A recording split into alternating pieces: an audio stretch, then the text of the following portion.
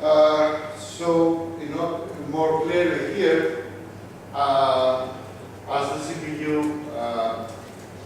as the code proceeds, we have the CPU serial code, and here is you invoke a kernel and it spawns multiple threads, and then you have the CPU serial code, and then you can call another kernel. So it's a combination of CPU and CPU code programming into that. Now,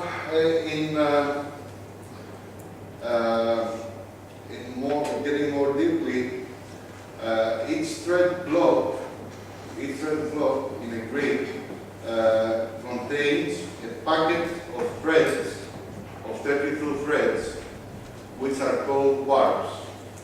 Inside the warp, the single instruction multiple data mechanism is present. So they execute the same instruction on the same instruction, all the threads inside the warp. So here is where the single instruction multiple data applies. Each thread block is executed by one multiprocessor, so a block cannot be divided in a lot of multiprocessors, and this is because of the shared memory which resides in the multiprocessor, and the block must be inside one multiprocessor.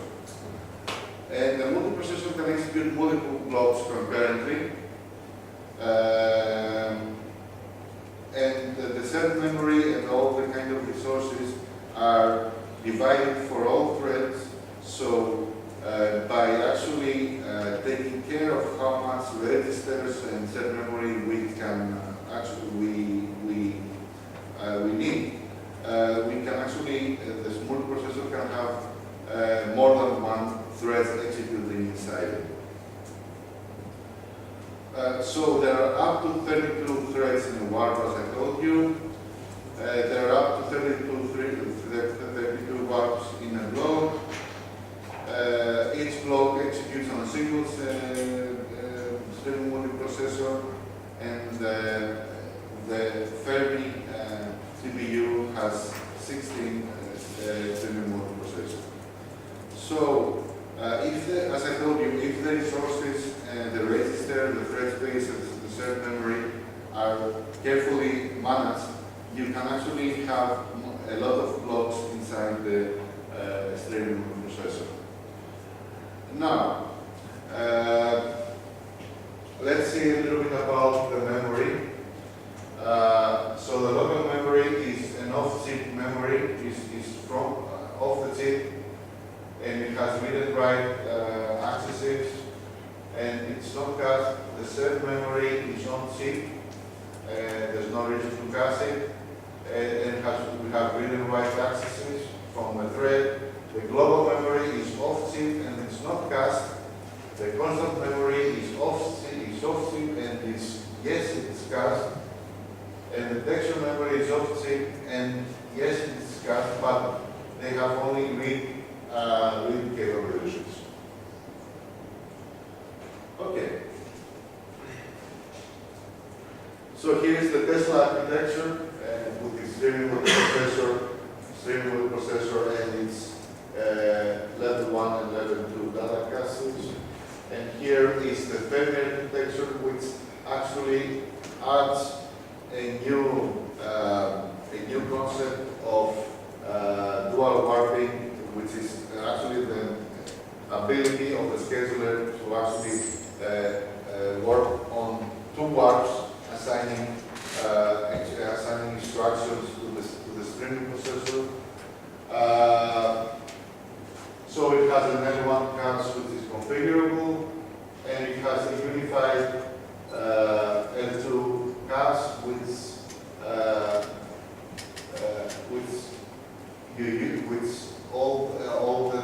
used for load, store, and texture requests. And here we have the kernel architecture.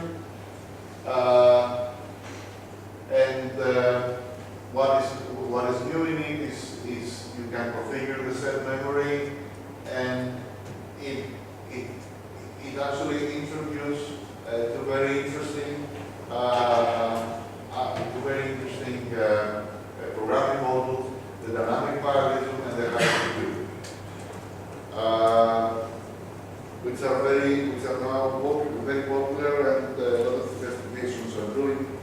Like I'm doing a lot of investigations in the hypercube area right now to see how, if and how you can actually gain something from it.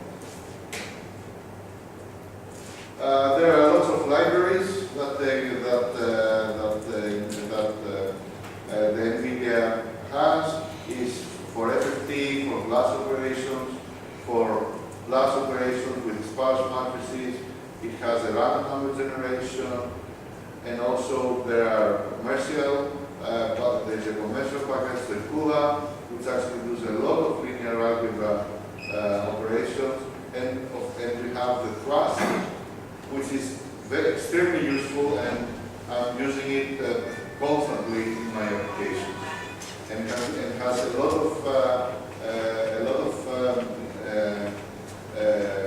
functions like sorting, compacting, all the kind of functions that are trivial, but are trivial in the CPU, but not so trivial to call it with the CPU, and it's there optimized. So, as I told you, we have dynamic parallelism, and now the GPU threads can load new kernels, and we have random memory access, which actually allows two GPUs to communicate with each other, two memory locations from two GPUs to communicate with each other without going through the host. So actually this speed up the whole communication between two GPUs by a factor, it can reach it by a factor of 2, something like that. We have a lot of tools. We have the 3D Visual Profiler, which is actually a very useful tool to actually debug your code and actually see the timelines and where you have bottlenecks. We have the parallel inside, which is actually also a very good tool to actually debug, check the memory, how to see traces, and do a profiling on memory, instruction throughput, where it's stored, and we have then the HMI, which turn off, which actually does some parameters on the desktop GPUs. And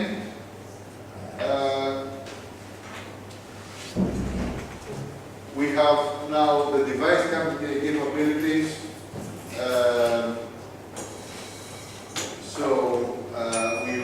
We have reached now through from 1 to 3.5, and as you can see, in every version, they have added new elements like atomics, double precision from 1.3 onward, for two caches for global and shared memory, and in 3 more parts, threads, blocks, registers, and in 3.5 they have inserted dynamic parallelism and hypercube. I'm actually actively researching both dynamic parallelism and hypercube, and let's see my results on this. It's new technologies involves always the risk. Okay, thank you very much.